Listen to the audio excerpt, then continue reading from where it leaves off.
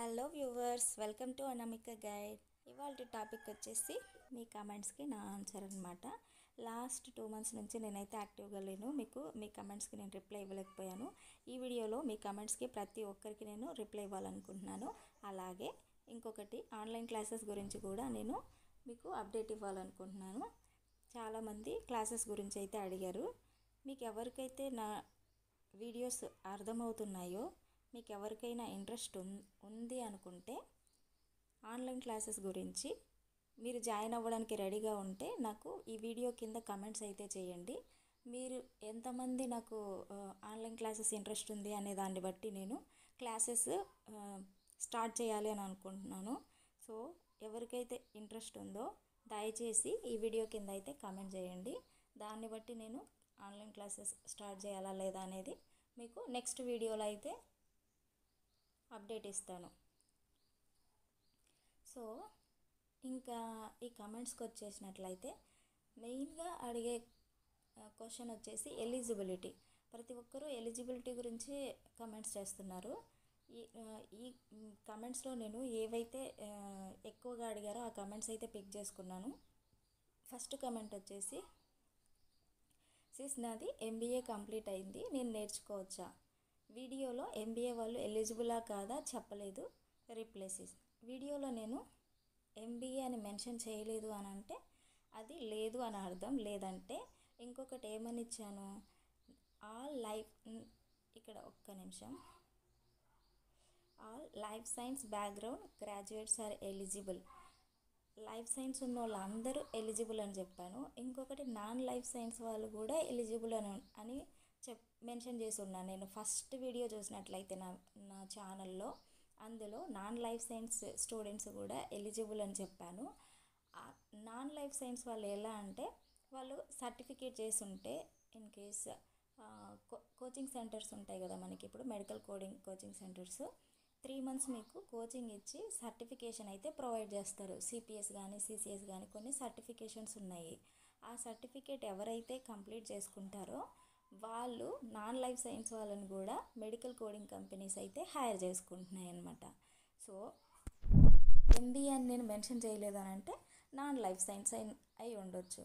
అంతేగాని ఇంకొకటి ఏంటంటే, అలా అని డిప్లొమా వాళ్ళు అయితే ఎలిజిబుల్ కారు. డిప్లొమా వాళ్ళు కూడా కమెంట్ చేశారు, మేము డిప్లొమా చేసాము, మేము మెడికల్ కోడింగ్కి ఎలిజిబుల్ కాదా చెప్పండి అని చెప్పి. ఓన్లీ గ్రాడ్యుయేట్స్, ఇప్పుడు డిగ్రీ వాళ్ళని కూడా తీసుకుంటున్నారు ప్రజెంట్ అయితే. సో గ్రాడ్యుయేట్స్ మాత్రమే, graduates and degree people, diploma ఇలా ఇంటర్ డిప్లొమా వాళ్ళు అయితే ఎలిజిబుల్ కాదనమాట. ఇక్కడ మీకు లిస్ట్ ఆఫ్ ఎలిజిబిలిటీ అయితే మెన్షన్ చేశాను, మీరు ఒకసారి చూసుకోండి. ఈ లిస్ట్లో ఉన్న వాళ్ళందరూ కూడా ఎలిజిబుల్ అవుతారు. అలాగే నాన్ లైఫ్ సైన్స్ వాళ్ళు కూడా ఎలిజిబుల్ అవుతారు. నాకు తెలిసి మీకు అర్థమైందని అనుకుంటున్నాను. ఇంకా మీకు అర్థం కాకపోతే కామెంట్స్లో మెన్షన్ చేయండి, నేను రిప్లై ఇస్తాను. ఇంకా నెక్స్ట్ కమెంట్ వచ్చేసి, నేను ఇక్కడ యూజర్స్ని హైడ్ చేశాను. సో మన నెక్స్ట్ కమెంట్ వచ్చేసి, మీరు ఏ బుక్స్ ప్రిపేర్ అయ్యారు మెడికల్ కోడింగ్కి?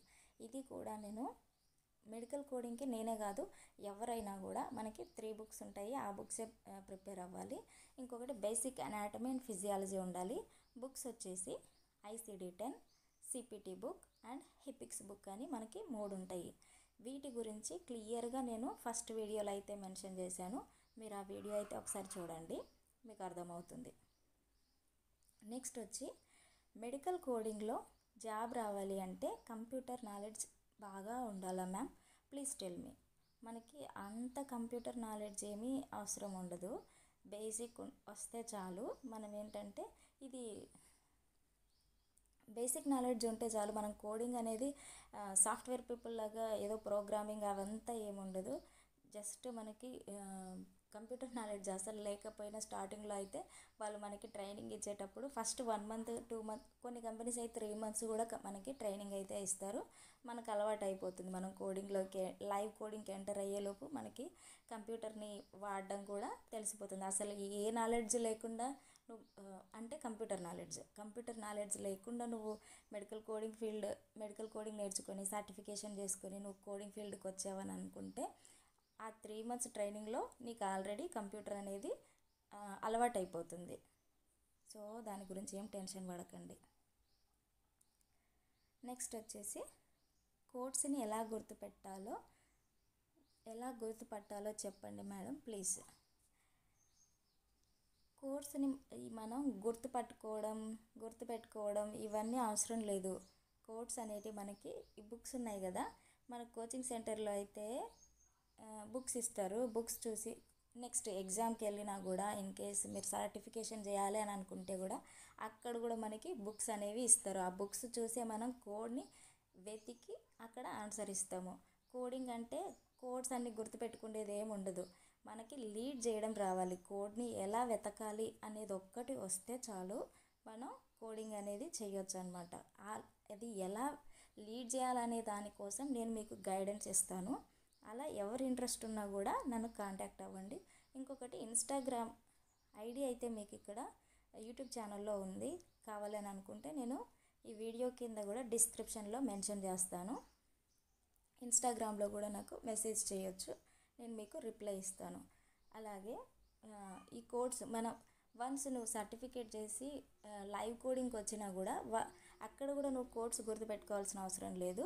మనకి వెబ్సైట్స్ అయితే ఉంటాయి, ఐసిడి సిపిటి వాళ్ళు కొన్ని టూల్స్ అయితే ఇస్తారు మనకి. అక్కడ చూసే కోడ్ ఎంటర్ చేస్తాము. జస్ట్ మనకు తెలియాల్సింది అనాటమీ, ఫిజియాలజీ, మెడికల్ టర్మినాలజీ, కోడ్స్ని లీడ్ చేయడం అనమాట. ఎలా లీడ్ చేస్తామనేది అదే మెయిన్ ఇంపార్టెంట్. ఇంకా కావాలి అని అంటే ఎలా లీడ్ చేయాలనేది కూడా నేను వీడియో చేశాను. సెకండ్ వీడియో అనుకుంటాను నా ఛానల్లో. సెకండ్ వీడియోలో ఉంది how to lead ICD codes అని చెప్పి. ఆ వీడియో ఒకసారి అయితే చూడండి, మీకు అర్థమవుతుంది. నెక్స్ట్ వచ్చి what is the work timings miss. Work timings వచ్చేసి 9 hours ఉంటుంది మనకి, 1 hour బ్రేక్. సో ఇంకా షిఫ్ట్ టైమింగ్స్ వచ్చేసి బేస్డ్ ఆన్ కంపెనీ బేస్ చేసుకొని ఉంటుంది అనమాట. కొన్నేమో 9 to 8 to 5, తర్వాత 9 to 6 అలా ఇస్తారనమాట. నెక్స్ట్ వచ్చి hi can you teach for me.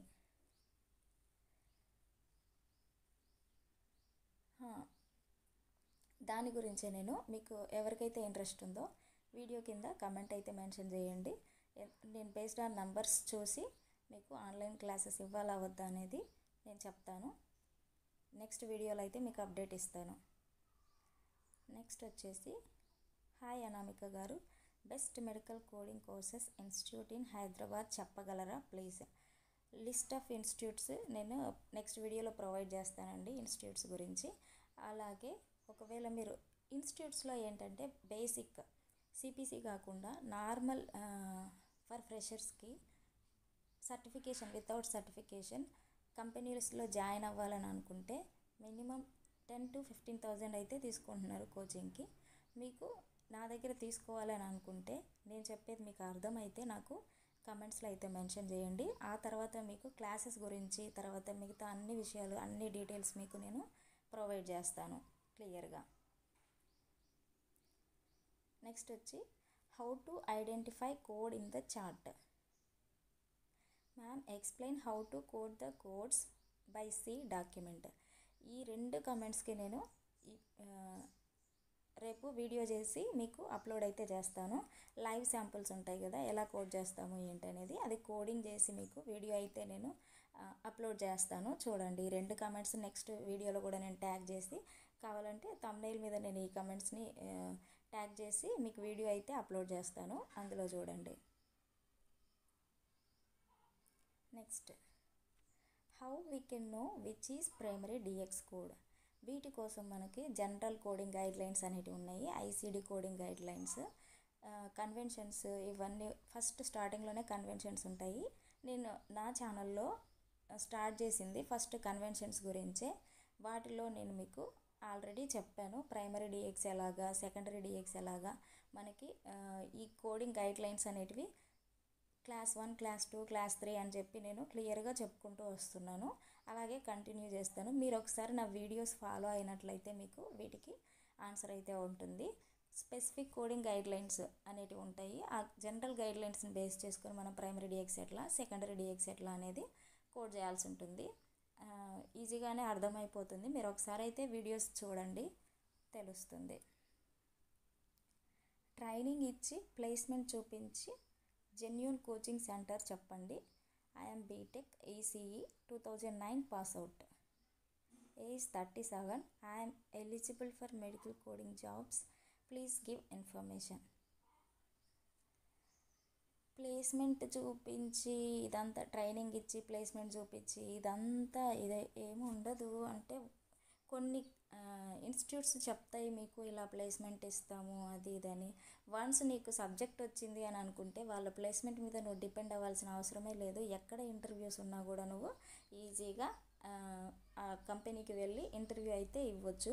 ఆ బేసిక్ గైడెన్స్ కావాలి అని అనుకుంటే నాకైతే కామెంట్ చేయండి. నేను మీకు ఇవ్వాలనుకుంటున్నది అదే, బేసిక్ గైడెన్స్ ఇవ్వాలనుకుంటున్నాను. బేసిక్ గైడెన్స్ ఇస్తే అసలు ఇంటర్వ్యూ ఎలా ఉంటుంది, ఏం క్వశ్చన్స్ అడుగుతారు, మెడికల్ కోడింగ్ మీద ఎలాంటి క్వశ్చన్స్ ఉంటాయి, ఏమేమి కావాలి, ఫ్రెషర్స్కి ఏం క్వశ్చన్స్ అడుగుతారు, ఇంటర్వ్యూ ఎలా ఉంటుంది, బేసిక్ గైడెన్స్ ఉంటే చాలు.